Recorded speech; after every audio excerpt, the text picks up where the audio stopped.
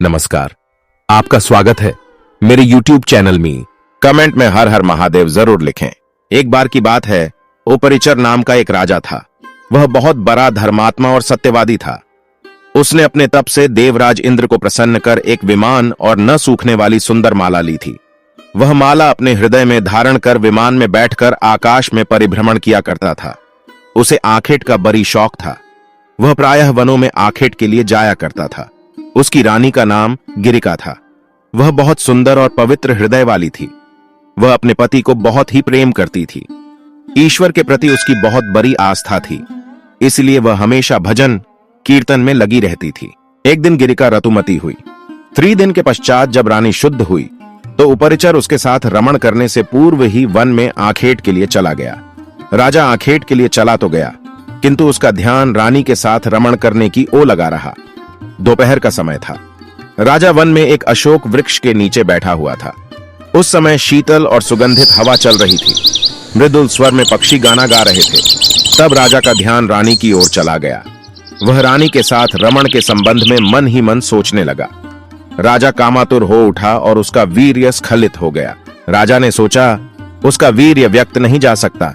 अतः उसने अपने वीर्य को एक दोने में रखकर विमान में बैठे हुए बाज पक्षी को बुलाकर उसे कहा, तुम इस दोने को ले जाकर मेरी रानी को दे दो, वह इसे अपने मार्ग में धारण कर लेगी। तब दोने को मुंह में दबाकर बाज राजा के भवन की ओर उड़ चला। जैसे ही बाज यमुना नदी के ऊपर से जा रहा था, दूसरे बाज की नजर उस पर पड़ गई। यह देखकर दूसरा बाज सोचने लगा कि बाज अपने मुख में कुछ खाने का सामान ले जा रहा है, क्यों ना मैं उसके मुंह से यह सामान छीन लूं।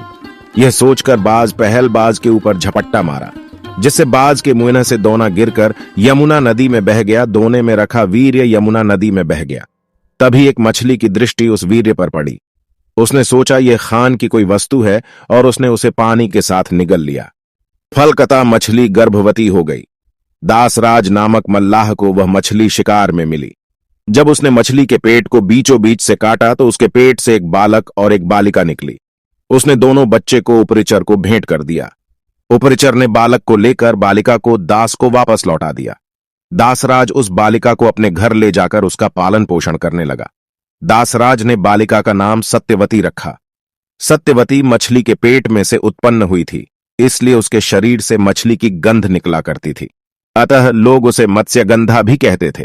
मत्स्यगंधा धीरे धीरे बड़ढ़ी होने लगी। वह बहुत ही खूबसूरत थी। रात्रि को वह अपनी नाव पर बैठकर लोगों को इस पार से उस पार पहुंचाया करती थी। एक दिन दोपहर के समय महर्षि पराशर वहां जा पहुंचे। मत्स्यगंधा को देखकर महर्षि मुग्ध हो गए।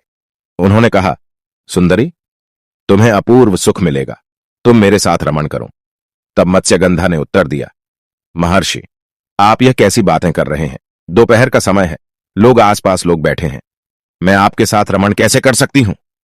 पराशर जी ने योग शक्ति से चारों ओर कोहरा कर दिया। तब पराशर बोले, अब हमें कोई नहीं देख सकता, तुम निश्चिंत होकर मेरे प्रस्ताव को स्वीकार कर लो। मत्स्यगंधा पुनः बोल उठी, महर्षि, मैं कुंवारी हूं, पिता की आज्ञा के अधीन हूं। आपके साथ रमण करने से मेरा कौमार्य नष्ट हो जाएगा, मैं समाज में लांछित बन जाऊंगी। पराशर जी ने उत्तर दिया, तुम चिंता मत करो, मुझसे रमण करने के पश्चात तुम्हारा कौमार्य बना रहेगा। गर्भवती होने पर भी गर्भ का चिन्ह प्रकट नहीं होगा। मत्स्यगंधा फिर बोली, मेरे शरीर से मछली की गंध हमेशा निकलती रहती है। आप मुझे वरदान दे कि वह गंध सुगंध रूप में बदल जाए और 4 कोश तक यह गंध फैलती पिछला रहे। पराशर जी ने तथास्तु कहा।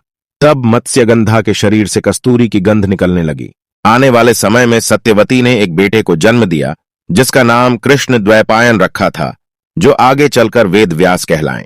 उन्होंने महाभारत, 18 पुराणों, ब्रह्मसूत्र, मीमांसा जैसे अद्वितीय वैदिक साहित्य दर्शन के रचयिता माना जाता है। आषाढ़ मास की पूर्णिमा को गुरु पूर्णिमा के रूप में मनाया जाता है। इस बार गुरु पूर्णिमा 3 जुलाई सोमवार को मनाई जाएगी।